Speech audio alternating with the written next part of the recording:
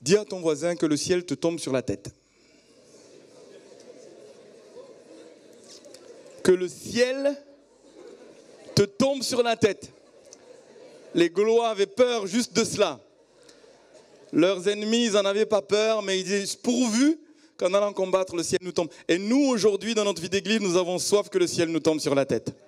Que le ciel s'ouvre largement et que sa présence vienne sur nous, nous bouleverser. Que son royaume, que les choses d'en haut, du ciel, viennent sur nous et nous impactent, nous bouleversent, ne nous laissent pas tels que nous sommes. Nous voulons être transformés par la réalité de sa présence. Pourquoi on a appelé cette série « Ouvrir le ciel » ?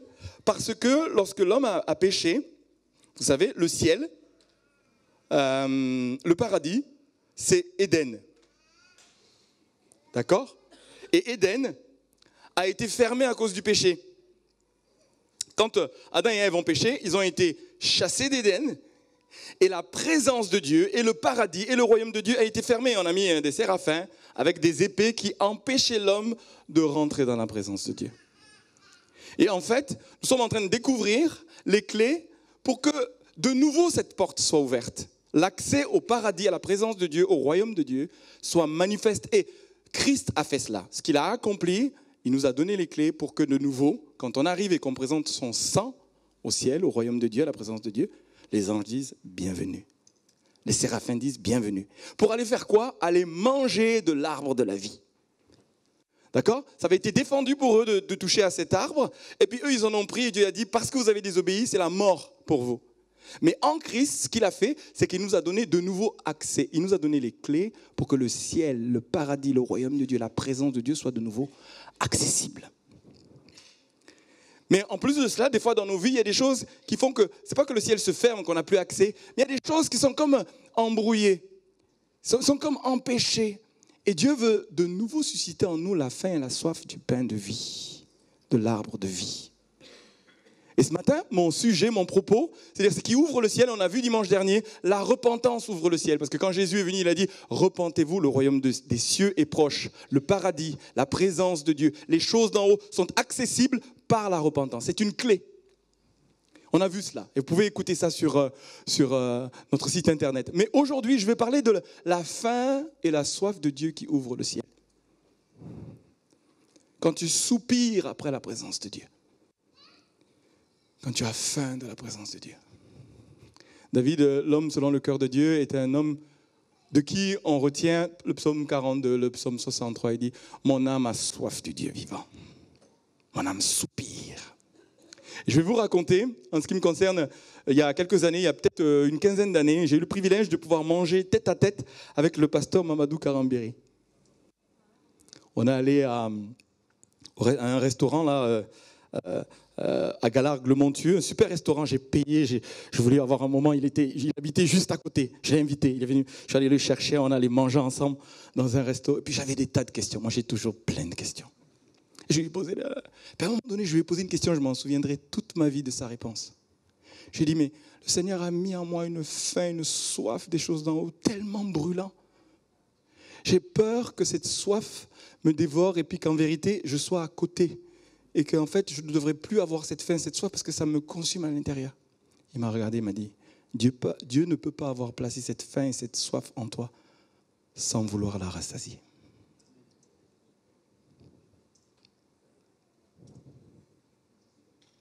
C'est Dieu qui... Vous savez, pour ceux qui me fréquentent ou qui me connaissent, quand on va devant Dieu, des fois ça peut choquer, je peux crier à Dieu avec une faim, une soif profonde. Et c'est indispensable dans nos vies. Si on n'a pas faim de Dieu, en fait, on est malade. Vous savez que la faim est un signe de santé. Un enfant qui ne mange pas, la maman elle devient folle. Un esprit qui n'a pas faim de Dieu, un esprit qui n'a pas soif de Dieu est malade.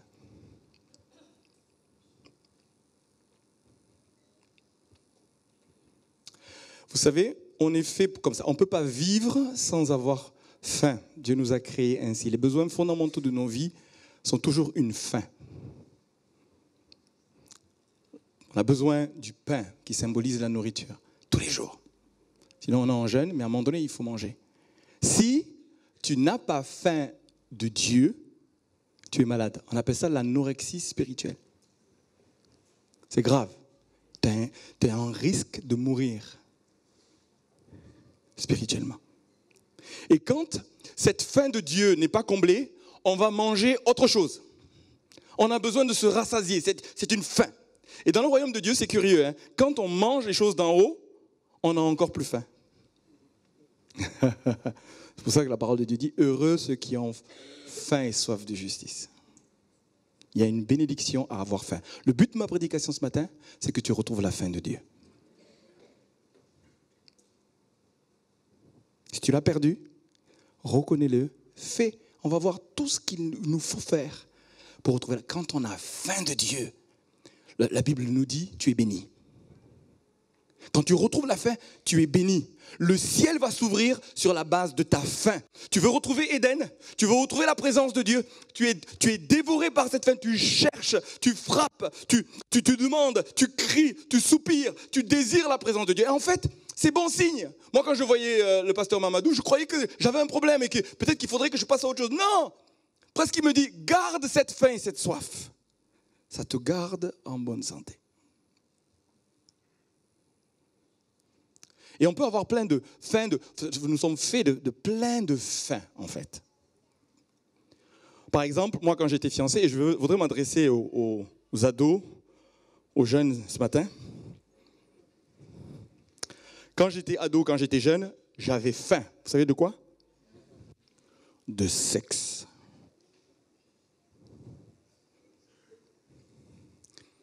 Et Dieu nous a créés avec ce besoin. Et ce besoin est légitime.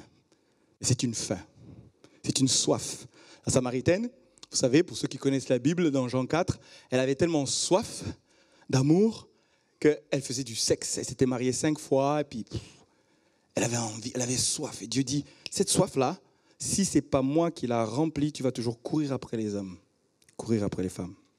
C'est une faim, c'est une soif. Et moi, ado, jeune, j'avais vraiment faim de sexe. Je me suis fiancé. Waouh, c'était un feu dévorant. Et fiancé, on s'est fiancé un an et demi. Ça a été une grande épreuve. Dieu nous a fait grâce, j'ai fait ma formation biblique pendant ce temps. Alléluia. Je jeûnais, je priais, oh Jésus-Christ.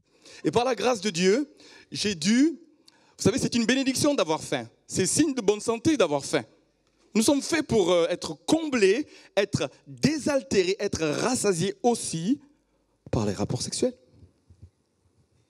Mais si tu sais contenir ta faim, si tu sais contenir ta soif jusqu'au mariage, il y a une bénédiction. C'est bon d'avoir faim. Tu ne peux pas dire j'ai faim, je prends ici maintenant. Il faut savoir réguler sa faim. Quand tu le fais, tu investis dans ton couple. Tu investis dans ton avenir. Ceux qui consomment avant, ce n'est pas qu'ils ne seront pas bénis.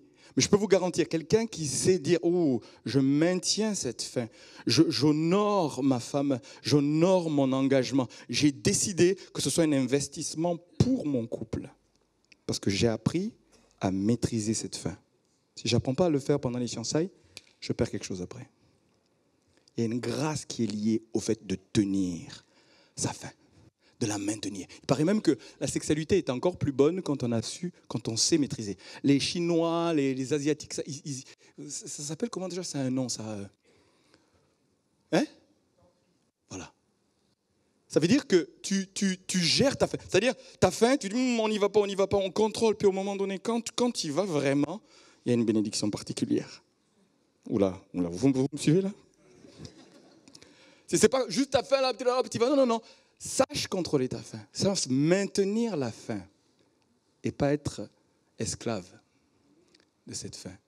Ça maintient quelque chose. Il y a une grâce, il y a quelque chose du ciel qui s'ouvre.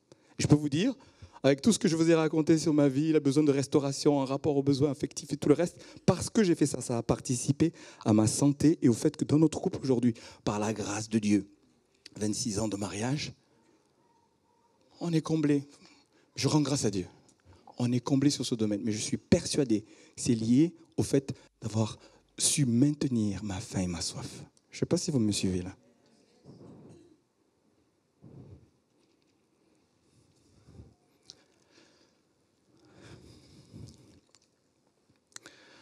On va finir ce culte. Quand j'aurai terminé sur le besoin d'avoir faim et soif de Dieu, il y a des indicateurs si tu as faim et soif. Mais c'est de choisir un domaine qui remplit ta vie, tu te rassasies de quelque chose et tu sais que ça ne comble pas le besoin le plus profond. La faim, la soif que tu as, qui est de Dieu. En vérité, ton esprit désire Dieu, désire la présence de Dieu, désire l'arbre de vie, désire la vie véritable. Tu as soif et tu as faim de cela. Et c'est sain de développer cette soif et de la nourrir, de maintenir ce niveau de faim et de soif de Dieu. C'est ça qui fait que le ciel s'ouvre. Dès qu'il n'y a plus une faim, une soif, c'est ce que Jésus reproche à une église à laquelle il écrit dans l'Apocalypse, l'église de Laodicée. Il dit, mais tu n'as plus besoin de rien, tu es riche. Tu te crois arrivé, tu es comblé, tu es satisfait. Il y a une sorte pas de contentement, de satisfaction, d'orgueil, de suffisance. Mais il dit, mais non, tu es pauvre, tu es nu, tu es malheureux, mais tu crois que tu es heureux. Pourquoi ? Parce que tu te remplis d'autres choses, et parce que tu crois que tu te remplis d'autres choses, tu es comblé. C'est pas vrai. Si c'est pas moi qui te comble, tu n'es pas heureux. Tu crois être heureux, mais tu ne l'es pas. Donc il dit, viens vers moi, achète de l'or, viens vers moi, cherche ma présence, viens, cours, trouve-moi et là remplis-toi. Et c'est pas que Dieu ne veut pas que nous ayons le reste, mais que le reste soit à sa bonne place. C'est ça mon message ce matin, retrouver la faim et la soif de Dieu. Il y a une tension dans la vie chrétienne entre être rassasié et avoir faim. C'est une tension, elle est saine cette tension. Parce que nous sommes enfants de Dieu, nous avons tout pleinement en Christ, nous sommes en lui, nous avons de la valeur. Toutes ces choses font qu'on est rassasié, on est comblé. Nous devons être comblés en lui. Mais il y a toujours des saisons où il faut que nous apprenions à avoir faim.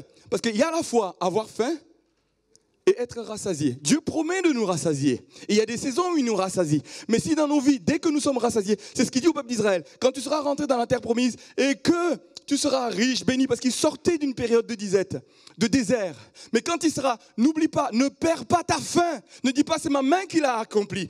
Ne sois pas satisfait, ne sois pas heureux de toi-même. Retrouve la faim. Peut-être même toi-même provoque un niveau où tu dis, je veux ressentir de nouveau la faim de Dieu. Et quand une église a faim et soif de Dieu, le ciel est tout près de se déverser. À nouveau, Dieu déverse tous ceux qui ont faim et soif de sa présence. C'est une clé. Jésus dit, si tu cherches d'abord le royaume de Dieu, si tu cherches d'abord ma présence, si tu cherches d'abord ma justice, si c'est moi qui viens en premier, toutes les choses dont tu as besoin, et il ne les ignore pas, te seront données. Le ciel va s'ouvrir sur des besoins que tu cherches légitimes. Le pain, l'habillement, boire, avoir un toit, puis tout le reste, tous ces besoins. Le ciel va s'ouvrir. La grâce de Dieu va être manifestée si nous réussissons ensemble, individuellement, mais ensemble, en famille, à trouver et à remettre Dieu en premier. Alléluia. Dieu valorise la faim parce que ça nous maintient dans l'humilité. Un cœur qui n'a plus faim, un cœur suffisant, c'est un cœur orgueilleux. Et Dieu aime les humbles. Il fait grâce aux humbles. Il déverse sa grâce aux humbles. Il résiste aux orgueilleux. En fait, si nous avons faim et soif, nous voulons dépendre de Dieu. Et cette dépendance, elle est essentielle pour voir le royaume de Dieu se manifester. Alors, ma question ce matin, avant d'aller plus loin, c'est quel est ton niveau d'appétit spirituel ?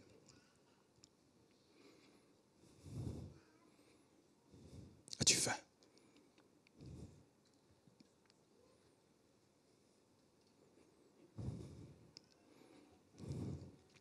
Regardez ce que nous dit Dieu au peuple d'Israël dont je parlais tout à l'heure, dans Deutéronome 8.3. C'est fabuleux ce texte. Dieu dit, je t'ai humilié, je t'ai fait souffrir de la faim. En fait, si Dieu nous fait souffrir de la faim, nous sommes bénis. Alléluia. Dieu prend Israël, il le sort d'Égypte, son fils, et il l'amène dans le désert. Il dit, j'ai voulu t'humilier. J'ai voulu te faire souffrir de la faim. Et moi, je t'ai nourri de la manne que tu ne connaissais pas et que n'avaient pas connu tes pères, afin de t'apprendre que l'homme ne vit pas de pain seulement, mais que l'homme vit de tout ce qui sort de la bouche de Dieu. C'est-à-dire, tu as eu faim physiquement. On jeûne, vous savez, en ce moment, moi je jeûne le jeûne de Daniel, j'ai faim. C'est-à-dire, je mange, j'ai l'impression que je sors de là, je dis, mais on dirait qu'on n'a pas mangé, quoi. Et alors, du coup, je prends des fruits secs, des machins, pour remplir, j'ai faim. Et en fait, le Seigneur nous dit ici, je t'ai fait éprouver la faim. Quand tu jeûnes, tu éprouves la faim pour t'apprendre une chose. En fait, il y a une faim qui est au-dedans de toi, qui doit être assouvie, mais qui ne passe pas par la nourriture. Et quand tu es rassasié, tu te dis, je suis comblé. Non. En fait, prive-toi de nourriture, prive-toi de certains aliments pour ressentir la faim, pour qu'en ressentant cette faim, tu te souviennes que ton esprit a faim et soif de Dieu. Et du coup, cette faim, cette soif va te donner de te tourner vers lui et de le chercher et de dire, Seigneur, tu as des choses à me dire. Mon esprit a besoin de vivre de la parole qui sort de ta bouche. Ça devient une nourriture, ça devient mon pain quotidien qui fait que je m'en nourris. Et ça me permet de vivre. L'homme ne vivra pas de pain seulement, mais il vivra. Il faut que ton esprit puisse vivre d'une parole qui sort de la bouche de Dieu. C'est-à-dire chaque jour, une parole.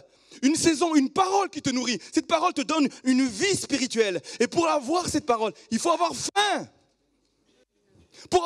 Pour que Dieu parle. Dieu ne parle pas à quelqu'un qui est repu.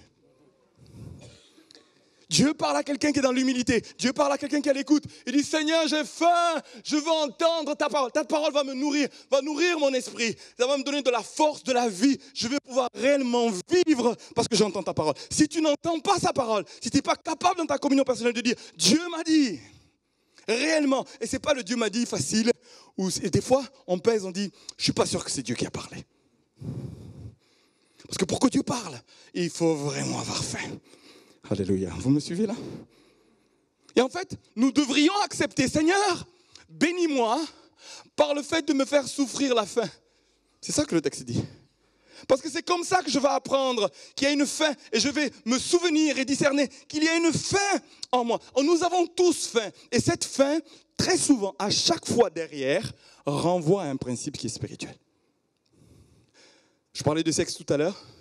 C'est un moment d'amour profond avec quelqu'un où tu fais un seul esprit avec lui. Eh bien, spirituellement, Dieu veut avoir du sexe avec nous. Je vous le dis, tous nos besoins physiques ont un rapport spirituel. C'est Corinthiens qui nous dit, celui qui s'attache au Seigneur est avec lui un seul esprit. Celui qui se livre à lui dans son esprit et qui a faim d'amour, qui a besoin de s'attacher. Sans cet attachement, si tu n'es pas comblé par ça, autre chose, tu boiras autre chose, tu mangeras autre chose, mais qui va te donner une illusion. Il dit, choisis même, tu peux toi-même te mettre dans un jeûne, ressentir la faim. Quand la faim est là, fais une pause. Oh, j'ai faim. Arrête-toi, dis, Seigneur, en fait, j'ai besoin de toi. J'ai faim de toi, j'ai soif de toi. Et je veux que ta présence vienne me rassasier, que ta parole me nourrisse, que ton esprit me désaltère. C'est ce que, alors ce qu'il y a de très intéressant, je vais faire une parenthèse ici, c'est que la manne, je t'ai nourri de la manne. Est-ce que vous savez ce que signifie manne? Qu'est-ce que ça signifie? Qu'est-ce que c'est? Je t'ai nourri de qu'est-ce que c'est? Intéressant. Dis, mon choix pour combler cette faim, c'est de susciter en toi le désir de chercher. Qu'est-ce que c'est? Un chrétien qui quand il ouvre la parole de Dieu, qu'il prie, il n'y a pas qu'est-ce que c'est, il ne peut pas être nourri. Qu'est-ce que c'est? J'ai envie de chercher. J'ai envie de comprendre. Si ta communion avec Dieu ne te conduit pas à des moments où tu cherches, Seigneur, qu'est-ce que c'est? Qu'est-ce qui se passe? Qu'est-ce que je vis? Dans quelle saison je suis? Qu'est-ce que c'est? Poser la question. Et ouvrir la parole pour que la parole te nourrisse. Et très souvent, curieusement, quand on pose des questions à Dieu, il répond à côté. Vous avez remarqué? Seigneur, pourquoi? Comment? Curieusement, ce n'est pas ça qui l'intéresse. Parce qu'il y a une réponse spirituelle à la réalité physique que nous vivons. Tu viens avec ton qu'est-ce que c'est? Et Dieu va te parler des réalités spirituelles. Regardez, la femme samaritaine, elle est venue, elle dit, mais donne-moi de l'eau. Je veux de l'eau, que je puisse boire, et puis c'est fini. Parce que Jésus lui dit, l'eau que je te donnerai, oh, tu n'auras plus jamais soif. Ils étaient dans deux discussions qui n'ont rien à voir. C'est genre de dialogue de sourds. Il dit, mais donne-moi de cette eau. Ouais, non, mais je te la donnerai, mais appelle ton mari. Ouais, mais mon mari, vous connaissez l'histoire, je vous la fais courte. Oui, mon mari, mais en fait, c'est pas vraiment mon mari. Jésus dit, ok, je vais te donner une eau. Mon nom à moi. Derrière ta soif physique, il y a une soif spirituelle. Si d'abord je ne te comble pas, tu vas courir, courir, courir. Ça ne va pas te désaltérer. C'est ma présence qui te désaltère. C'est mon esprit qui te désaltère. Mais ça demande des assoiffés. Ça demande des affamés. Le royaume de Dieu s'ouvre pour les affamés. Le royaume de Dieu s'ouvre pour les assoiffés. Seigneur, je ne me contente pas, ce n'est pas suffisant, il y a plus que ça. Dieu aime ça. Ce n'est pas de l'ingratitude, ce n'est pas un manque de contentement. Non, non, non. Il y a plus que ça. Tu as promis plus que ça. Seigneur, j'ai soif. Je ne peux pas me contenter de ça. Je ne peux pas me contenter de ce qui est des miettes. Tu m'as promis que je serai à ta table et que j'aurai les pains. Je ne veux pas les miettes. Donc j'ai faim. Qui c'est qui a faim ici là? Alléluia. Faim. Faim, soif. Et quand ça te saisit, waouh, c'est des cris. Vous savez, quand quelqu'un a vraiment faim, dans une période de disette, il est capable de voler et puis personne ne va lui en vouloir. En tout cas, moi, si mes enfants ont faim, ça nous fait faire des choses. J'aimerais beaucoup que notre église soit remplie d'affamés, prêts à faire de la violence pour le royaume de Dieu.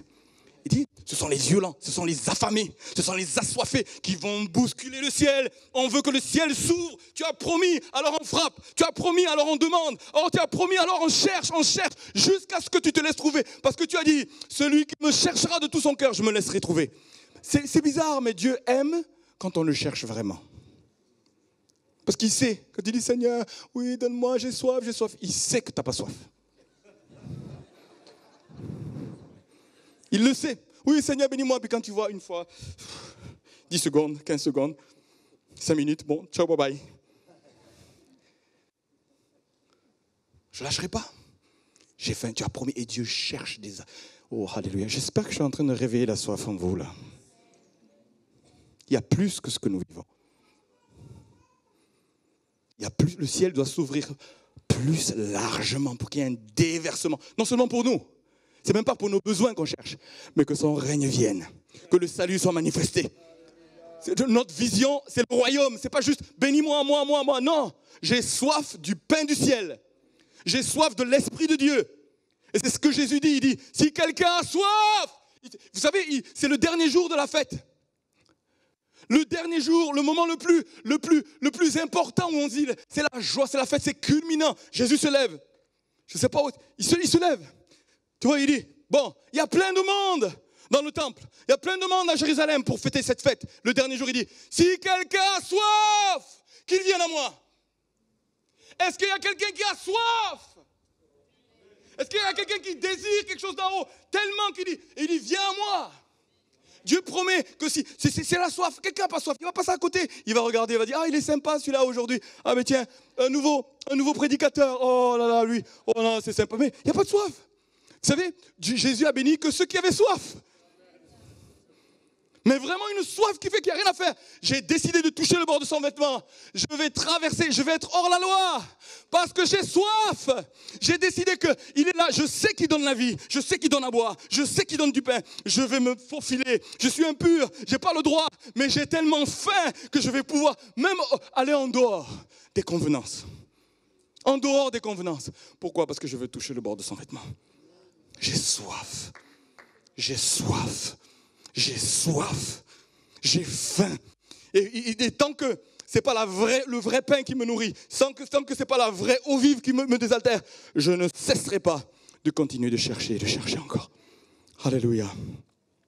Donc, du coup, est-ce que tu cherches vraiment? En fait, tu pourrais te sonder.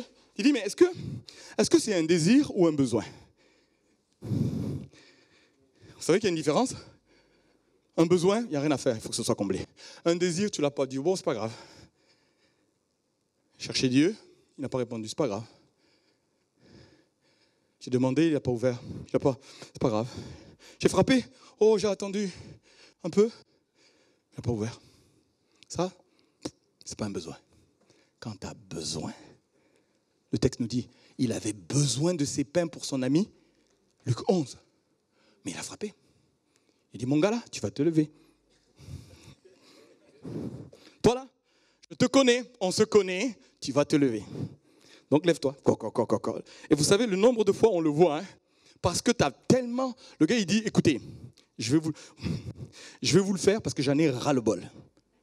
Dans les services même administratifs, hein, envoyer tous les jours une lettre.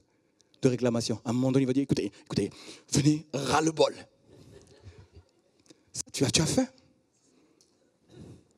Tu as vraiment soif. Et Dieu ouvre, le ciel s'ouvre pour ceux qui ont vraiment faim. Et la promesse, c'est que si nous mettons la priorité sur Dieu, notre faim est comblée ainsi. Il dit, il pourvoit. Par-dessus. On a non seulement Dieu et le reste. Oh, alléluia. Bon, je suis le seul à me réjouir, c'est pas grave.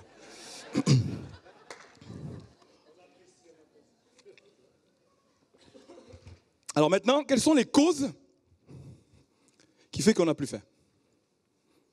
Intéressant. Peut-être que tu n'es pas né de Dieu. Tout ce qui est né de Dieu, tout bébé qui naît, s'il est en bonne santé, au bout d'une demi-seconde, il réclame. Ouais. Moi, quand je me suis converti, écoutez bien ceci, hein, quand je suis né de nouveau, vraiment. Mais j'ai dévoré la parole de Dieu. Dans le bus, à tout moment, j'étais là, mais on dirait, la parole. Mon esprit avait besoin. Un signe que tu es né de Dieu, c'est que ton esprit désire le lait spirituel et pur. Mais le désir, il n'y a pas besoin de dire, oh, ce serait bien quand même que tu lises la parole de Dieu. Un esprit qui est né de Dieu désire, mais désire, il crie. Waouh, j'ai besoin du lait. Et le lait, c'est la parole de Dieu. Alors maintenant, imaginez, vous n'avez plus faim. Il y a quelque chose qui s'est passé. Il faut regarder de près. La routine s'est installée. La religion s'est installée. C'est plus une relation, c'est une religion. Ok, je me lève, je fais ça. On lit un peu la parole, on prie au Seigneur. Il n'y a plus rien qui se passe. Il n'y a plus la faim. Il n'y a plus de qu'est-ce que c'est?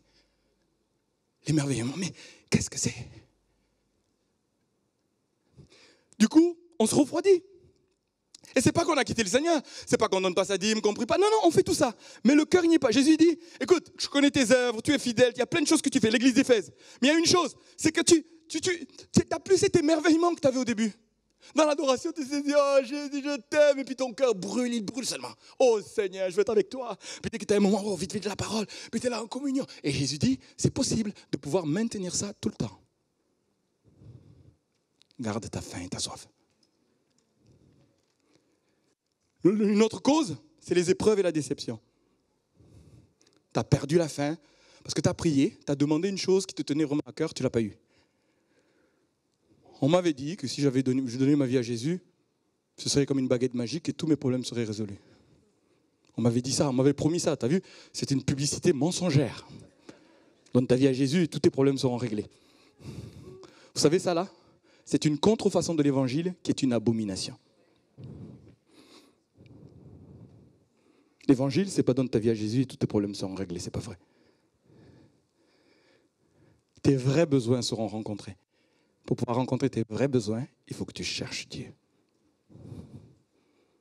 Quelqu'un a donné une image cette saison qui m'a beaucoup touché, qui disait, si un enfant, un oisillon, on casse sa coquille avant le bon moment, on le condamne à mourir. Il faut que de lui-même, il décide, je vais vivre, je vais sortir de là, je vais vivre, j'en veux vraiment, mais j'en veux. Il casse la coquille. Si tu le fais à sa place, tu ne lui rends pas service. Ça, c'est la fin de vivre les choses avec Dieu. Mais, je peux vous dire, il y a des épreuves. Vous savez pourquoi les réunions de prière nous remportent? C'est les réunions où il y a le moins de monde qui viennent à l'église.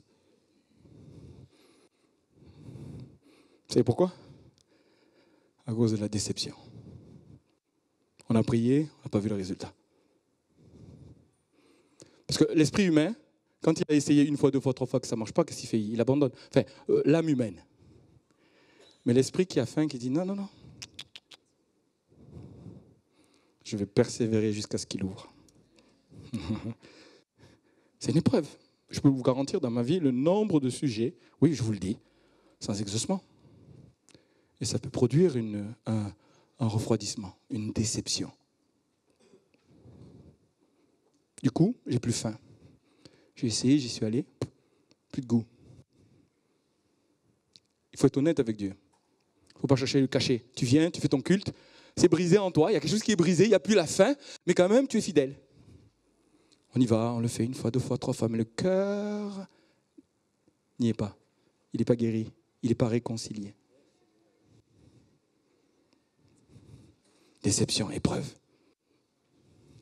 Et en dernier, c'est le péché. Quand on pêche, en général, ça coupe la faim. Comment veux-tu aller retrouver celui que tu sais qui n'est pas content avec toi? Ah, il n'est pas content. Tu le sais, il est attristé. Donc, bon, on s'éloigne. Le cœur se refroidit. On s'éloigne parce que, bah oui, mais ça c'est dur. Mais j'en avais envie en fait. Seigneur, j'en avais envie. Si je vais être honnête avec toi, en fait, ce péché, il me plaît bien.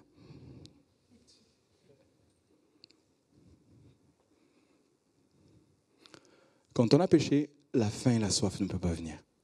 Par contre, quand on a péché et qu'on le reconnaît, qu'on confesse notre péché, la Bible me dit, il est fidèle et juste pour nous pardonner. Et vous savez, quand le pardon est là, la faim revient.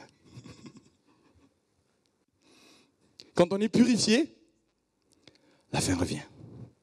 Tu n'es pas pardonné, tu n'as pas vraiment fait la paix avec lui, tu n'as pas réglé cette déception, tu ne l'as pas réglé. Tu dis, mais tu as raison, j'ai tort, donc en fait, si on règle ça, ça se finira toujours de la même manière. C'est-à-dire, je vais reconnaître que j'ai tort, que tu as raison. Donc pourquoi recommencer? Je reste avec un cœur qui s'est attiédi. Jésus dit, je préfère que tu sois bouillant, mais pas tiède. Il dit, bon, quand même, il y a mon salut en jeu, quand même. Je ne veux pas renier. Il y a ceci, donc on va être fidèle. Mais on est fidèle, mais il n'y a pas le feu. Et le Seigneur dit, mais réconcilions-nous. Et la faim va revenir. Est-ce que je peux avoir un amen, s'il vous plaît? Un deuxième, s'il vous plaît. Alors maintenant, comment, et après on va y aller, comment renouveler sa faim?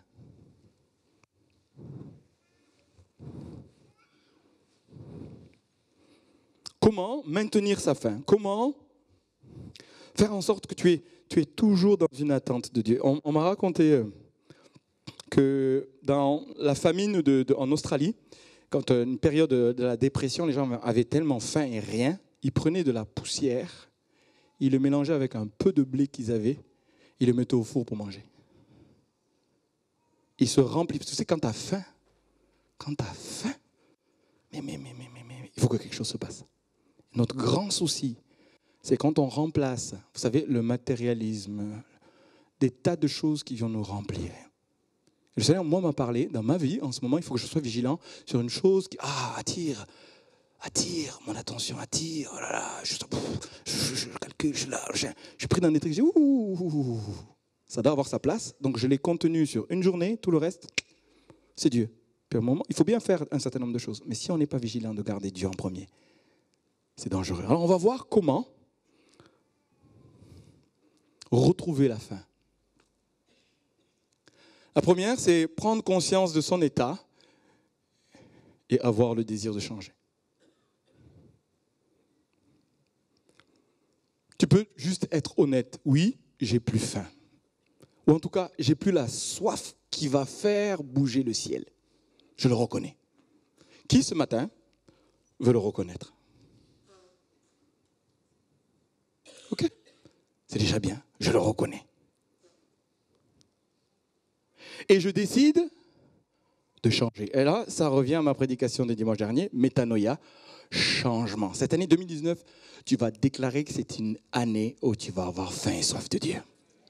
C'est un choix. Ce n'est pas une émotion, c'est un choix. Je décide ce matin. Je décide. Si tu le réalises, tu en prends conscience, tu décides. Et parce que tu décides, des choses vont s'enclencher. Tu ne vas pas attendre que quelque chose arrive. Je vais vous dire, je disais dans un rendez-vous de relation d'aide cette semaine, j'ai dit, tu vois, en fait, très souvent, nous avons des désirs qui sont des prières baguettes magiques. Seigneur, si tu pouvais faire ça pour moi, bon, il n'y a rien qui se passe. Alors que Dieu nous dit, si tu le désires vraiment, tu vas le décider et tu vas enclencher quelque chose. Ton esprit va se mettre à chercher. un radar. Chercher, chercher, chercher. Tu vas enclencher un désir. Ce n'est pas une fois, ce n'est pas deux fois. Tu vas te mettre et tu vas décider de vraiment rentrer dans ce processus. Tu prends conscience, comme le fils prodigue dans Luc 15, il rentre en lui-même et il dit, c'est pas possible, il y a du pain en abondance dans la maison de mon père. J'irai vers mon père, je me lèverai et je fais demi-tour. Ça, c'est la conversion. Mais c'est une décision. C'est un choix. Métanoïa. 2, demande à Dieu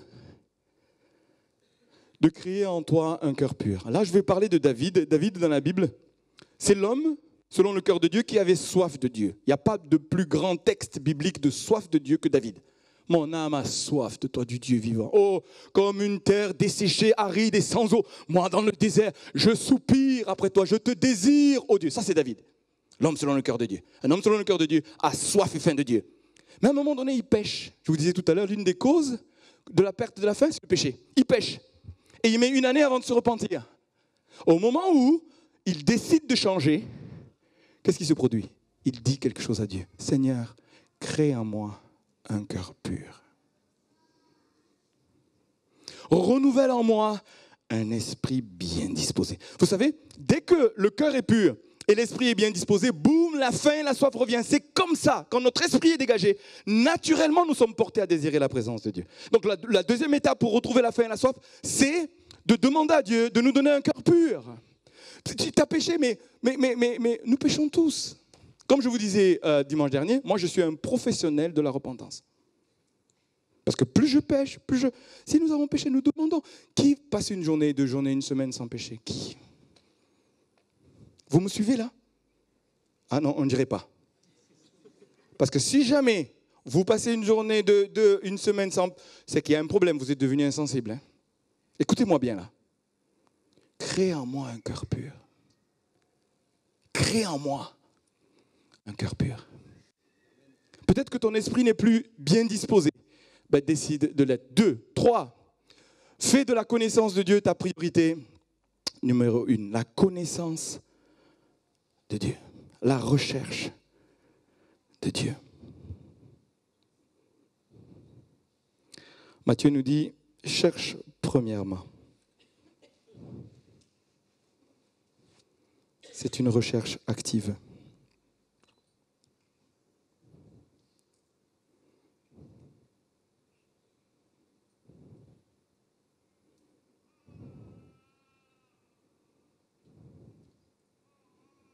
Sonde ton cœur pour savoir si c'est ta carrière qui est en premier. Ton besoin affectif qui est en premier. Ton besoin de loisirs, de divertissement qui est en premier.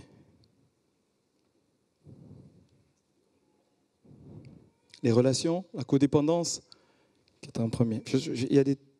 Laisse ton cœur être sondé. Un homme qui fait de la faim et de la soif de Dieu sa priorité est heureux.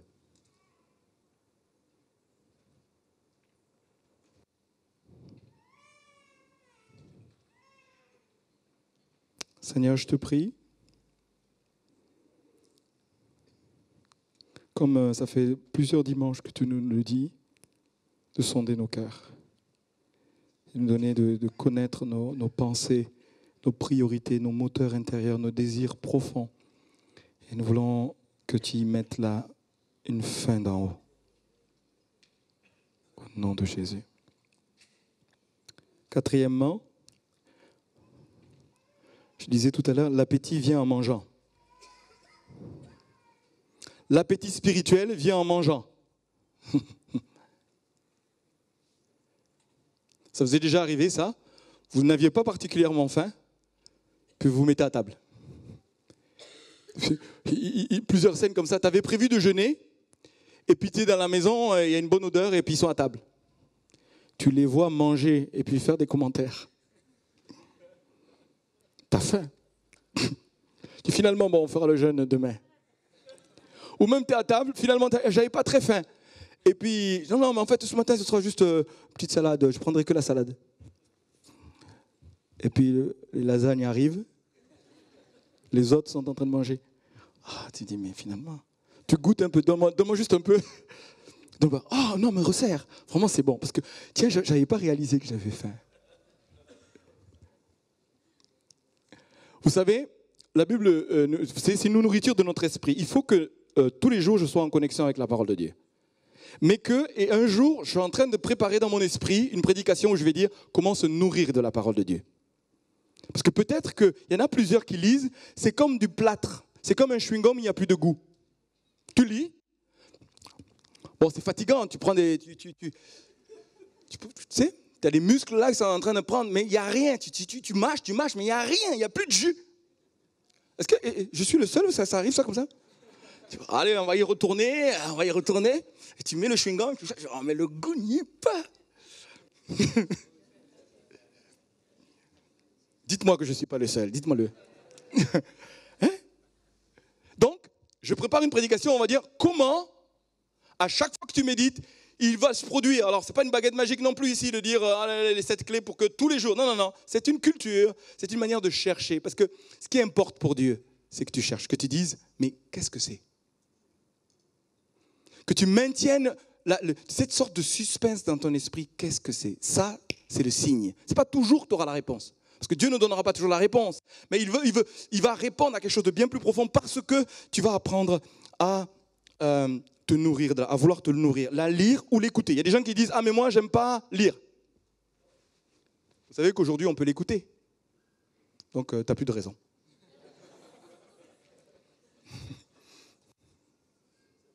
Tous les jours, trouve le moyen. En courant, machin, écoute la parole. Il y a des choses qui vont se déclencher dans ton esprit. C'est ton esprit qui en a besoin. Ce n'est pas toujours l'âme, l'intelligence, mais je ne comprends pas. Il y a quelque chose qui se passe dans l'esprit quand tu déclenches une connexion journalière avec la parole de Dieu. C'est ça qui va nourrir ton esprit. Et du coup, parce que tu vas manger, que ça va avoir du goût, ça va déclencher la faim et la soif. C'est comme ça que ça marche. Ça réamorce quelque chose en rapport à la parole. J'ai bientôt fini. L'autre chose que j'aimerais dire, c'est qu'il faut fréquenter des gens qui ont faim pour avoir faim. Si tu fréquentes des gens qui ont faim d'autre chose que de Dieu, tu vas avoir faim d'autre chose que de Dieu.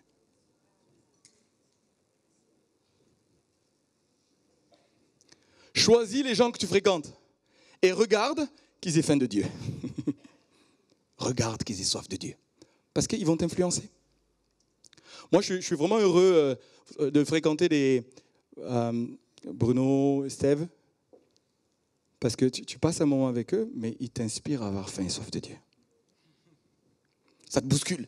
Tu dis, oh, où est-ce que j'en suis, moi, là, tu as l'impression que le truc me montre, je vais m'accrocher, là, parce que là, il y a un niveau d'appétit, de faim, de soif de Dieu, c'est sérieux. Et du coup, ça t'inspire, ça réveille ta propre soif de fréquenter des gens. Si tu fréquentes que des gens qui ne t'inspirent pas à avoir faim et soif de Dieu, regarde bien les gens que tu fréquentes. Regarde-les bien.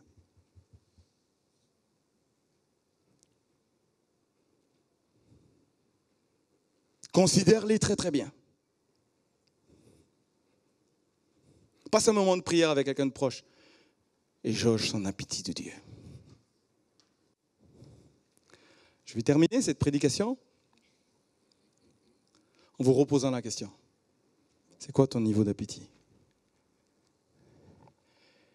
Et je vais vous défier à choisir un domaine où tu sens qu'il y a de l'appétit dans ta vie. Fais un jeûne. Je répète, choisis un domaine de ta vie. Ça peut être le sport, la musique, ça peut être tellement de choses qui peuvent remplacer. Puis quand tu y es, alors regardez votre niveau de concentration. Le temps passe, tu ne te rends pas compte, tu es pris dans quelque chose. Il y a des gens, c'est les jeux vidéo. Ils sont pris dans les jeux vidéo. Viens manger, j'arrive. Un quart d'heure après, viens manger, j'arrive. Il est pris dedans. Ça là, c'est quelque chose qui est en train de combler quelque chose qui ressemble à la place de Dieu. L'idée, si c'est les jeux vidéo, jeûne. Pourquoi? Pour frustrer ta faim, et au moment où c'est frustré, tu décides de te tourner vers Dieu.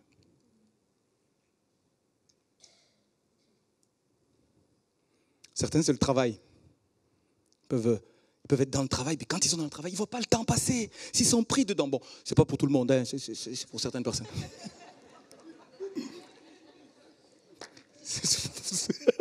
C'est pour certaines personnes.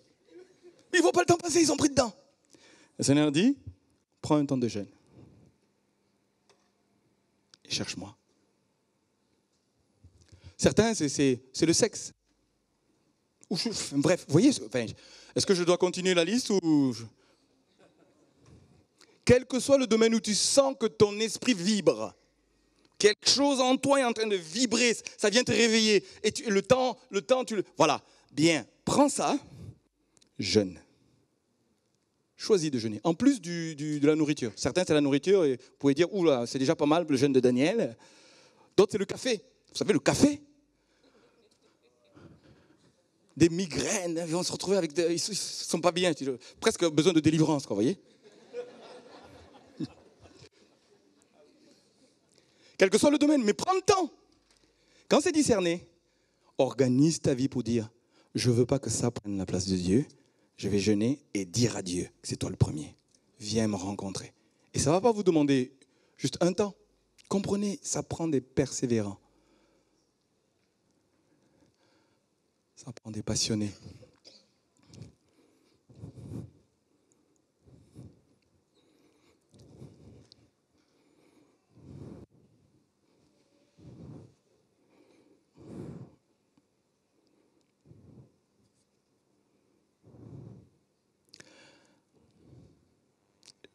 Je vous propose qu'on aille devant Dieu. Jésus a dit, si quelqu'un a soif, il y a quelque chose à faire. Qu'est-ce qu'il faut faire? Venir à lui. Et il ne faut pas que venir, il faut faire une deuxième chose. Pas mal, mais c'est bien tenté. Qu'ils viennent et qu'ils boivent. Qu'ils boivent. Il faut apprendre à boire, à venir à Dieu et boire. D'accord? Et des fleuves d'eau vive vont se couler de notre sein. Je vous propose qu'on se lève, s'il vous plaît. Je vais vous demander au groupe de louanges de s'approcher. Et on va peut-être reprendre ta présence est mon seul trésor.